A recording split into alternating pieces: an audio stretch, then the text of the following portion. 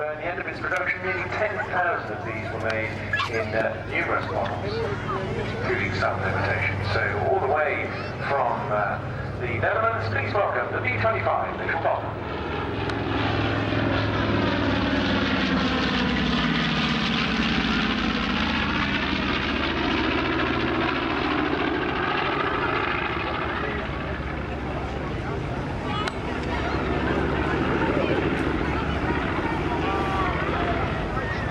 First flight of this was on the 19th of August 1940 and eventually retired from service, last used in Indonesia in 1979.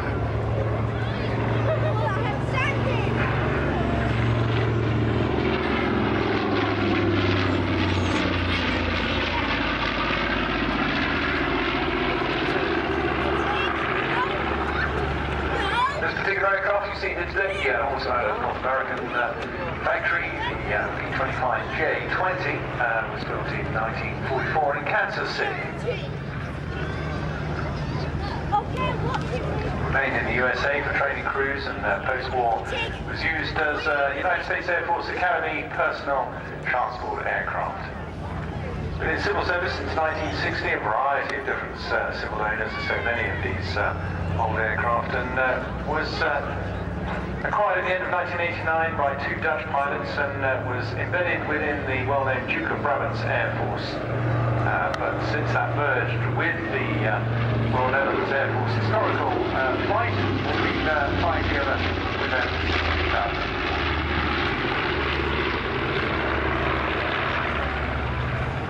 Around 300 of these flew with the Dutch forces. This particular one flies in the colours of a 1942 aircraft, 325-511, and known as Serena, and was flown representing this to honour the Dutch crews who flew down under.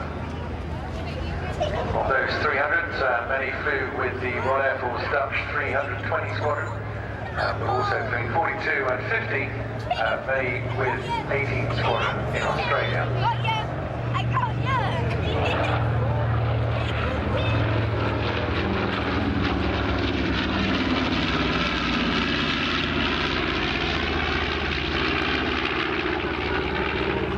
Continued in Royal Military Netherlands Flying School right up till 44, and then with 320 Squadron at Valkenburg up until 1953. Powered by two 1700 horsepower Wright R2600 14-cylinder radial engines, a very distinctive sound there, and of course extremely reliable radial engines, great family of Wright.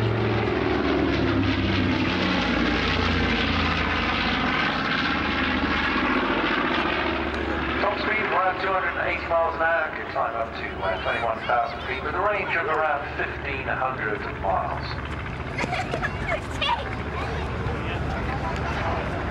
Without doubt, the most significant story surrounding these aircraft, however, is the famous Doolittle raid. It was conceived by Lieutenant Colonel Jimmy Doolittle and involved 16 B-25Bs attacking the mainland of Japan just 4 months after the bombing of Pearl Harbor.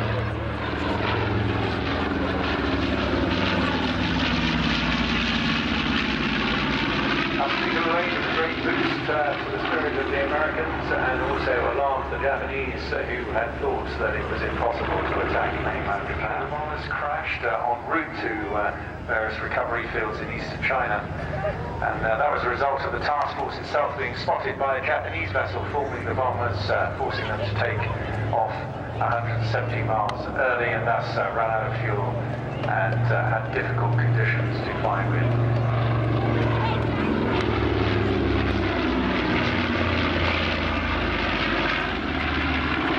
There was no real chance of getting back anyway to their carrier, so it was intended that all crews would have to land somewhere on the Chinese mainland and make their own way home. But only one of the B-25s actually landed intact, and that ended up in Siberia, where its 5-man crew were interned and the aircraft confiscated.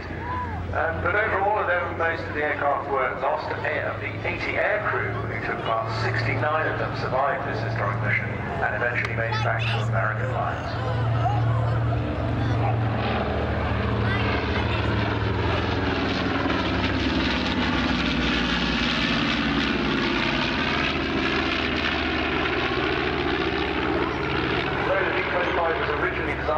from medium altitudes in level flight. It was used frequently in the southwestern Pacific area on treetop level strafing and parafrag. That's the use of parachute retarded fragmentation bombs, and that was mainly missions against Japanese airfields in New Guinea and the Philippines.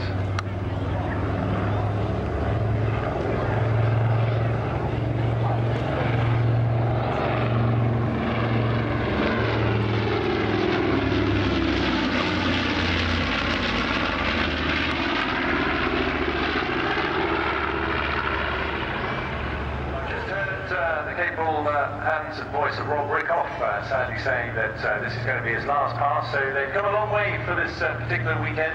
They can see you, so as he dips his wing towards you, please, boys and girls, give him a big wave, won't you? Because it's a rare sight to see this, and we really appreciate them coming across the pond to see us this weekend.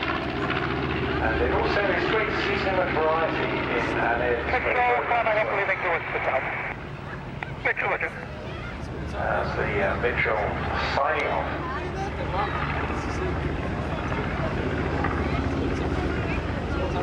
It's wonderful also to see right across Europe so many different historical stations breaking out. Of course, many of them run by retired military. Something I mentioned before we talk about these aircraft is a fabulous photographic opportunity is that it is traditional in all Royal Navy situations, but particularly on a ship. Before you go flying, you are called to flying stations.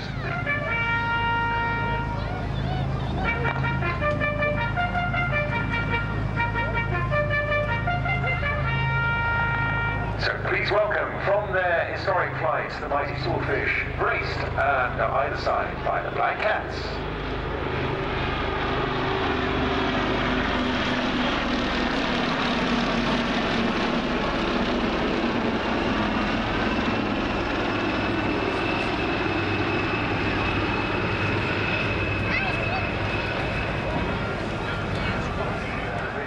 Service was a mid to late 30s aircraft. It began as a private venture to satisfy a need to replace the old Greek ferry 3F aircraft. And Swordfish, initially known as the TSR-1, would you believe? Yes, not at all to be confused with the well-known jet that was developed in the 60s, but this is a torpedo spotter reconnaissance aircraft. Not dissimilar to what the Wildcats do now. Yeah, very true there, George. And when you look at them, really looking at the extremes of age as well. Swordfish is late 1930s, I think it was, before it went into the Second World War. And the two Wildcat helicopters you see now are very, very new, of which one of them was only rolled out to the factory but a few months ago, and is now working and training these pilots and observers in anti-surface warfare. Yeah, we're talking about 80 years. The aircraft first flew in 1934 and was taken into the Royal Navy service in 1936 as the Swordfish Mark I.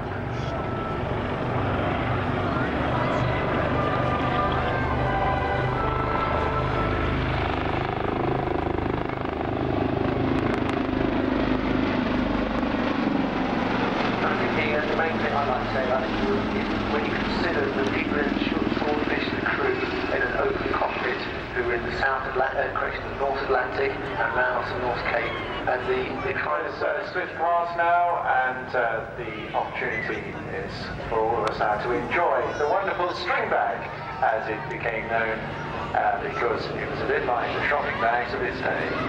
You could accommodate practically anything, a 1,600-pound torpedo or a variety of depth charges, bombs, mines, rockets and flares.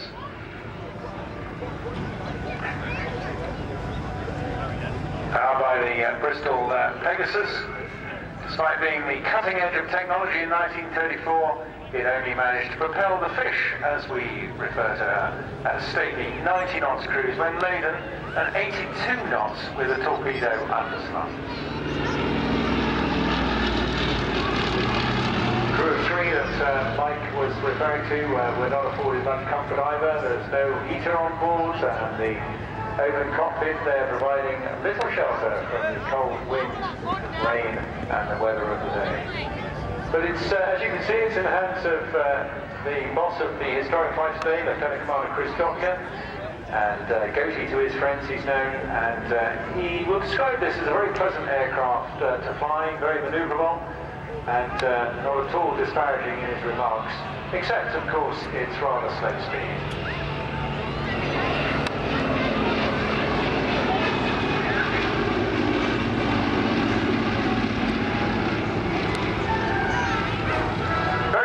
For the ME gunners to actually participate. Very often slower speed is as good as high speed.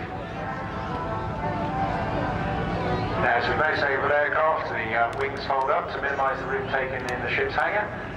And the undercarriage is designed to absorb what we call a firm arrival on a heaving and rolling deck of a ship at sea. Fitted with a hook to make a short landing, of course, having caught the order central wire. Some swordfish were fitted with what was known as the Raytog, a series of rockets that were fired to boost the aircraft to take-off speed in a very short distance.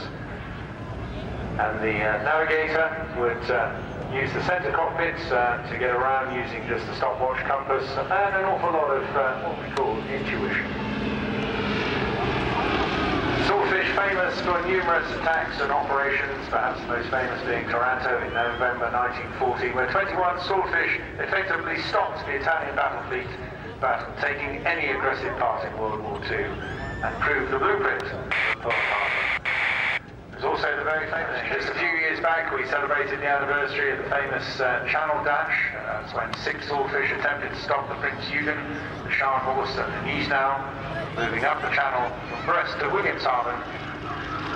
The ships were heavily defended and all 6 swordfish were shot down, but the bravery of the crews in pressing home their attacks was well represented, and their commanding officer, Eugene Esmond, was posthumously awarded the VC, one of only 2 such awards awarded to the Fleet Air Arm aircrew in world history. To his current role as the boss in 2030.